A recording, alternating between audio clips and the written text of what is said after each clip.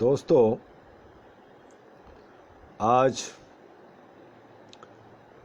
20 अक्टूबर हो चुका। नवरात्रा का तीसरा दिन चल रहा है। जगह जगह पूजा पाठ और अपने जीवन को बचाने की जद्दोजहद चल रहा है। आज का शुभ विचार है, when you are try your best and your best is not good enough, leave it in the hands of God। और इसी के साथ, जैसा कि मैंने पिछले दिन कहा था कि मानवाधिकार की सार्वभौमिक घोषणा, यूनिवर्सल डिक्लेरेशन, आर्टिकल 1 to 30, 1 से 30, जो पूरे 203 कंट्री और यूनाइटेड नेशन का 193 कंट्री जो मेंबर्स हैं उन पे लागू होता है और उन तमाम देशों के जो नागरिक हैं उसे पाने का पूरा उसका अधिकार है। और जो नहीं मिलता उसके लिए संघर्ष, आवाज़, धरना, प्रदर्शन चलता रहता है। और इस तरह से चूहे बिल्ली की दौड़ बना हुआ है। आइए वो यूनिवर्सल डिक्लेरेशन, सार्वभौमिक घोषणा है क्या। पहला, प्रतिष्ठा और अधिकारों की दृष्टि से समस्त मानव प्राणी स्वतंत्र एवं समान पैदा हुए हैं। वे तर्क तथा विवेक से संपन्न है और उन्हें एक दूसरे के साथ मातृभाव से पेश आना चाहिए। दूसरा अनुच्छेद कहता है कि इस घोषणा में सन्निहित समस्त अधिकारों और स्वतंत्रताओं को नस्ल, वर्ण, लिंग, भाषा, धर्म, राजनीतिक या अन्य विचारधारा, राष्ट्रीय अथवा सामाजिक मूल्य, संपत्ति, जन्म या अन्य स्थिति जैसे किसी की भी भेदभाव के बिना प्रत्येक व्यक्ति को प्राप्त करने का अधिकार है। इसके अतिरिक्त व्यक्ति जिस किसी भी देश या राज्य क्षेत्र का रहने वाला हो, उसका उसके देश के राजनीतिक अथवा अधिकार क्षेत्रीय या उसकी अंतर्राष्ट्रीय स्थिति के आधार पर कोई भेदभाव नहीं किया जाएगा, चाहे वह देश स्वाधीन हो, न्यासाधीन हो, गैर स्वशासित अथवा प्रभुत्व सत्ता के किसी अन्य प्रतिबंध के अधीन आता हो। अनुच्छेद 3 कहता है, प्रत्येक व्यक्ति को जीवन, स्वाधीनता और वैश्विक सुरक्षा का अधिकार है। अनुच्छेद 4 कहता है, किसी को भी गुलामी या बेगारी की स्थिति में नहीं रखा जाएगा। दासता और दास व्यापार सभी रूपों में प्रतिबंधित होगा। अनुच्छेद 5 कहता है कि किसी को भी शारीरिक यातना या उसके साथ क्रूर, अमानवीय अथवा अपमानजनक बर्ताव नहीं किया जाएगा और न किसी को अमानुषिक दंड दिया जाएगा। अनुच्छेद 6 का कहना है, हर किसी को हर किसी कहीं कानून की दृष्टि में ले जाने का अधिकार है। और अनुच्छेद 7 का कहना है कि कानून की दृष्टि में सभी बराबर हैं तथा किसी भी प्रकार के भेदभाव बिना कानून का संरक्षण प्रत्येक को प्राप्त है। इस घोषणा का उल्लंघन करते हुए यदि कोई भेदभाव किया जाता है या भेदभाव करने के लिए प्रेरित किया जाता है तो उसके विरुद्ध संरक्षण का अधिकार सबको प्राप्त है। अनुच्छेद 8, संविधान या कानून द्वारा प्रदत्त मौलिक अधिकारों के उल्लंघन की स्थिति में प्रत्येक स्थिति के समक्ष राष्ट्रीय ट्रिब्यूनल से प्रभावी समाधान प्राप्त करने का अधिकार है। किसी भी निरंकुश तरीके से गिरफ्तार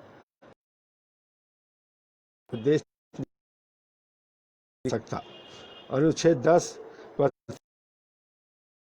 पूर्ण रूपेण अधिकार है कि उसके अधिकारों और कर्तव्यों को निश्चित करने के संबंध में और उस पर आरोपित फौजदारी के किसी मामले में उसकी सुनवाई न्यायोचित एवं सार्वजनिक रूप से तथा निष्पक्ष न्यायालय द्वारा की जानी चाहिए।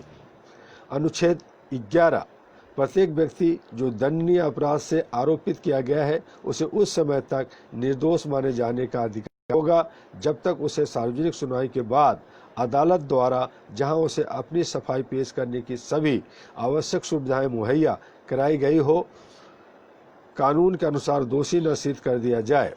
किसी भी व्यक्ति को ऐसा कार्य करने या न करने के लिए अपराधी नहीं माना जाएगा जो उस समय किया या न किया गया हो जब राष्ट्रीय अथवा अंतर्राष्ट्रीय कानून के तहत वह दंडनीय अपराध नहीं माना जाता हो, और न उससे अधिक भारी दंड दिया जाएगा जो उस समय दिया जाता जब यह दंडनीय अपराध किया गया था।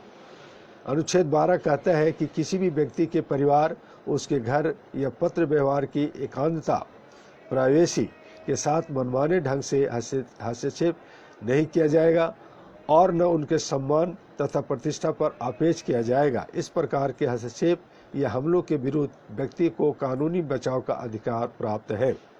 अनुच्छेद 13 कहता है प्रत्येक व्यक्ति को हर राज्य की सीमाओं के अंदर आवागमन और आवास की स्वतंत्रता प्राप्त है। प्रत्येक व्यक्ति को अपने सहित किसी भी देश को छोड़ने तथा अपने देश वापस लौटने की स्वतंत्रता है। अनुच्छेद 14 कहता है उत्पीड़ित किए जाने की स्थिति में प्रत्येक व्यक्ति को अन्य देशों में शरण लेने का अधिकार है। इस अधिकार का उपयोग विशुद्धता, गैर राजनीतिक अपराधों या संयुक्त राष्ट्र के उद्देश्यों और सिद्धांतों के विरुद्ध किए गए कृत्यों से उत्पन्न अभियोजन के संबंध में नहीं किया जा सकता। अनुच्छेद 15 कहता है राष्ट्रीयता का अधिकार है। किसी भी व्यक्ति को मनमाने ढंग से उसकी राष्ट्रीयता से खारिज नहीं किया जा सकता और न उसे अपनी राष्ट्रीयता बदलने के अधिकार से वंचित किया जा सकता है। अनुच्छेद 16 का कहना है कि वयस्क पुरुषों और स्त्रियों को नस्ल, राष्ट्रीयता या धर्म के आधार पर किसी पाबंदी के बिना आपस में विवाह करने और परिवार बनाने का अधिकार है। उन्हें विवाह के संबंध में, विवाह के दौरान तथा विवाह को भंग करने का पूर्ण अधिकार है। विवाह केवल अभिलाषी युवकों और युवतियों की स्वतंत्रता और पूर्ण सहमति पर ही किया जा सकता है। अनुच्छेद 17 कहता है कि प्रत्येक व्यक्ति को अकेले तथा अन्यों के साथ मिलकर संपत्ति के स्वामित्व का अधिकार। किसी भी व्यक्ति को मनमाने ढंग से उसकी संपत्ति के स्वामित्व से बेदखल नहीं किया जा सकता। अनुच्छेद 18 का कहना है कि प्रत्येक व्यक्ति को विचार, सोच और धर्म की स्वतंत्रता का अधिकार है। इस अधिकार में अपना धर्म या मत बदलने की स्वतंत्रता और अकेले या समुदाय में अन्य लोगों के साथ सामूहिक रूप से तथा निजी या सार्वजनिक रूप से उपदेश, आचरण, उपासना, अनुपालन द्वारा अपने धर्म या मत को मानने की स्वतंत्रता शामिल है। अनुच्छेद 19 का कहना है प्रत्येक व्यक्ति को किसी भी विचार को अपनाने और उसे व्यक्त करने के लिए स्वतंत्र होने का अधिकार है। इस अधिकार में हस्तक्षेप के बिना मत अपनाने तथा बिना किन्हीं सीमाओं के सूचना और विचार ग्रहण करने, खोजने और उन्हें प्रचारित करने की स्वतंत्रता शामिल है। अनुच्छेद 20 का कहना है प्रत्येक व्यक्ति को शांतिपूर्ण ढंग से सभी आयोजन करने, संबद्ध होने की स्वतंत्रता का अधिकार है। किसी को भी संघ, संस्था, एसोसिएशन विशेष का सदस्य बनने के लिए बाध्य नहीं किया जा सकता।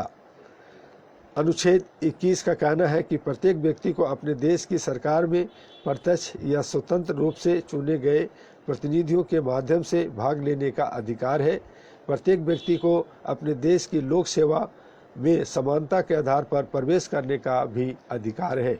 सरकार की सत्ता जनता की इच्छा पर टिकी होगी। इस इच्छा का प्रकटन नियतकालिक अथवा यथार्थ रूप से वास्तविक चुनाव में होगा जो सार्वजनिक तथा समान मताधिकार के आधार पर गुप्त मतदान या किसी के समान अन्य किसी स्वतंत्र मतदान प्रक्रिया से तय कराए जाएंगे। अनुच्छेद 22 का कहना है कि समाज के सदस्य के नाते प्रत्येक व्यक्ति को सामाजिक सुरक्षा पाने का अधिकार है और वह राष्ट्रीय प्रयासों एवं अंतर्राष्ट्रीय सहयोग के माध्यम से तथा प्रत्येक राज्य के संगठन और संसाधनों के अनुरूप अपनी प्रतिष्ठा तथा अपने व्यक्तित्व के स्वतंत्र विकास के लिए अपरिहार्य आर्थिक, सामाजिक और सांस्कृतिक अधिकारों का पात्र है। अनुच्छेद 23 का कहना है कि प्रत्येक व्यक्ति को काम करने, अपनी पसंद के अनुसार रोजगार को चुनने, न्यायोचित तथा अनुकूल परिस्थितियों में काम करने एवं बेरोजगारी से संरक्षण पाने का अधिकार है। प्रत्येक व्यक्ति को बिना किसी भेदभाव के समान काम करने के लिए समान वेतन पाने का भी अधिकार है। काम करने वाले प्रत्येक व्यक्ति को इतना न्यायोचित एवं अनुकूल पारिश्रमिक प्राप्त करने का अधिकार है जिससे वह सुनिश्चित हो सके कि वह अपने तथा अपने परिवार के लिए मानव प्रतिष्ठा के अनुकूल आजीविका की व्यवस्था कर सकेगा तथा आवश्यक होने पर सामाजिक संरक्षण के अन्य संसाधनों द्वारा उसकी पूर्ति हो सकेगी। प्रत्येक व्यक्ति को अपने हितों की रक्षा के लिए श्रमजीवी संघ बनाने और उसमें शामिल होने का भी अधिकार है। अनुच्छेद 24 कहता है कि प्रत्येक व्यक्ति को विश्राम और फुर्सत के क्षण बिताने का अधिकार है, जिसमें कार्यावधि या काम के घंटों की यथोचित सीमा तथा नियतकालिका संवेतन अवकाश शामिल है। अनुच्छेद 25 कहता है कि प्रत्येक व्यक्ति को ऐसे जीवन स्तर का अधिकार है जो उसके परिवार के स्वास्थ्य एवं कल्याण के लिए उपयुक्त हो, जिसमें खाद्य, परिधान, आवास और चिकित्सा व्यवस्था और आवश्यक सामाजिक सेवाएं और बेरोजगारी, बीमारी, अपंगता, वैधता, वृद्धावस्था या अपने देश से बाहर परिस्थितियों में आजीविका के साधन लुप्त हो जाने की स्थिति में संरक्षण के अधिकार शामिल हैं। जच्चा और बच्चा विशेष देखभाल तथा सहायता के हकदार हैं। सभी बच्चों को, चाहे वे विवाहिता से या अविवाहिता से उत्पन्न हुए हो, उन्हें समान सामाजिक संरक्षण प्राप्त होगा। अनुच्छेद 26 कहता है कि प्रत्येक व्यक्ति को शिक्षा प्राप्त करने का अधिकार है। कम से कम प्रारंभिक और बुनियादी चरणों में शिक्षा निःशुल्क होनी चाहिए। प्रारंभिक शिक्षा अनिवार्य होनी चाहिए। तकनीकी और व्यावसायिक शिक्षा समान तौर पर उपलब्ध रहेगी तथा सबके पहुंच के अंदर होगी। शिक्षा का उद्देश्य मानव व्यक्तित्व के पूर्ण विकास तथा मानवाधिकारों और बुनियादी स्वतंत्रताओं के प्रति सम्मान को सुदृढ़ करना होगा। यह सभी राष्ट्रों एवं धार्मिक ग्रुपों के बीच सद्भावना को परिवर्तित करेगी और शांति बनाए रखने संबंधी संयुक्त राष्ट्र की गतिविधियों को बढ़ावा देगी। अपने बच्चों को किस तरह की शिक्षा दिलानी है, यह निश्चय करने का अधिकार अभिभावकों को होगा। अनुच्छेद 27 का कहना है कि प्रत्येक व्यक्ति को मुक्त रूप से समुदाय के सांस्कृतिक जीवन में भाग लेने, कलाओं का आनंद उठाने और इसके वैज्ञानिक उन्नयन तथा उससे हुए लाभों का उपयोग करने का अधिकार होगा। प्रत्येक व्यक्ति को किसी भी ऐसी वैज्ञानिक, साहित्यिक या कलात्मक कृति से संबद्ध नैतिक तथा आर्थिक हितों की रक्षा का अधिकार है जिसकी रचना उसने स्वयं की हो।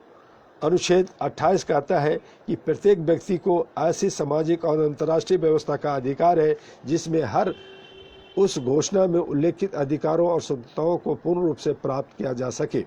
अनुच्छेद 29 का कहना है कि प्रत्येक व्यक्ति का उस समुदाय के प्रति दायित्व है जिसमें रहकर उसके व्यक्तित्व का स्वतंत्र और पूर्ण विकास संभव हो सकता है।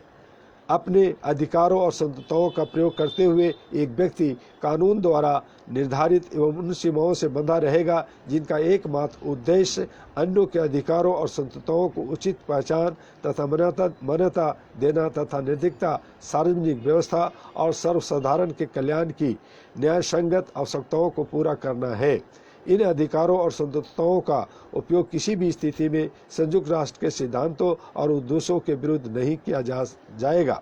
अनुच्छेद 30 और आखिरी अनुच्छेद है कि इस घोषणा के किसी भी अंश का यह अर्थ नहीं लगाया जा सकता है कि किसी देश, ग्रुप या व्यक्ति को इसमें प्रदत्त किसी भी अधिकार या स्वतंत्रता को समाप्त करने के उद्देश्य से कोई भी कार्य करने का अधिकार मिल जाता है।